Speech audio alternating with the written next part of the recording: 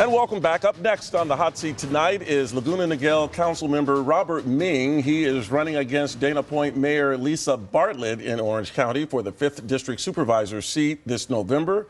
And why don't you kick things off, Brian? Hey, Robert, let's start right in there about what the Board of Supervisor members do in Orange County. Sure. Well, first, thanks for the opportunity to be here. I really appreciate it. The County Board of Supervisors, it's 5 people on a board, and they serve as policy directors for 3.2 million people, a $5.4 billion budget.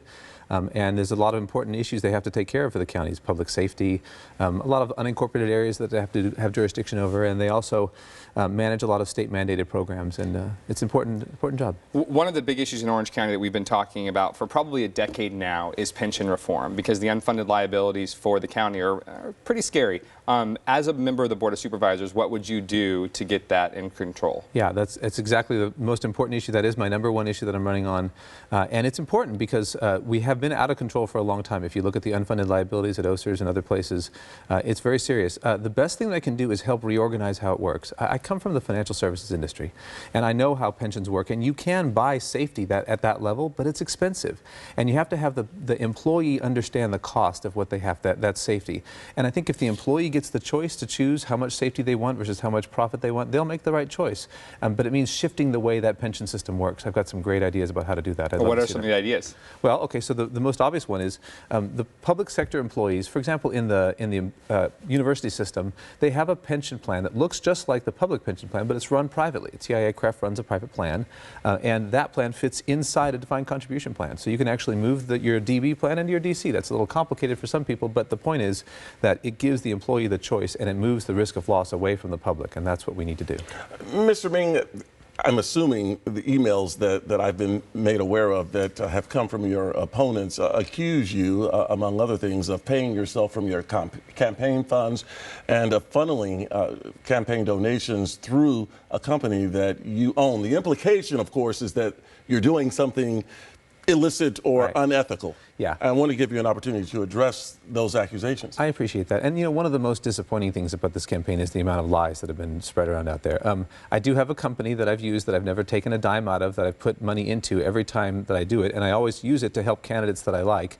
I've never taken a dime out of this campaign of donor money, and I wouldn't take money out of it, because that's not what this is about. This is about communicating with voters, and so no, there's no truth to that. And as a matter of fact, we actually asked the FPPC for a letter ruling on that, and we got one back that said they reviewed the case, they found no fault, and I didn't take any money. Any idea why your opponent would put out these kinds of emails? You know, there's a lot of desperation that happens in campaigns, and some people do things that I don't know. There's been a lot of stories about things. I've had a call just the other day from a guy who said, "I hear I'm your chief of staff."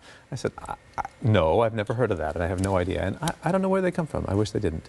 One of the other things you'll have to do if you were elected to this particular office is deal with the public employee unions. You'll have to negotiate contracts, compensation levels, and in fact, there's a contract in Orange County with the OCEA, the Orange County Employees Association, that's currently in limbo. What are your thoughts on that? Where do you stand in terms of your relations with the unions? Sure.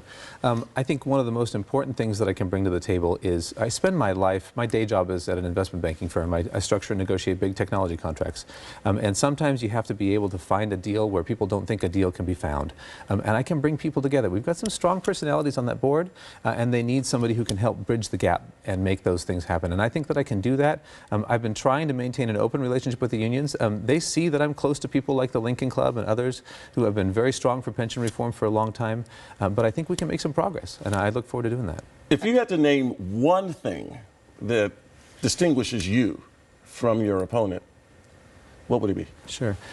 It'd be leadership. We can sound the same when you listen to us, but you look at what people have done, and I think actions speak louder than words. And when you had the opportunity to lead, what did you do with that opportunity? And when I had that chance, I helped form an organization called the Association of California Cities. I think it's one of the premier public policy organizations in Orange County.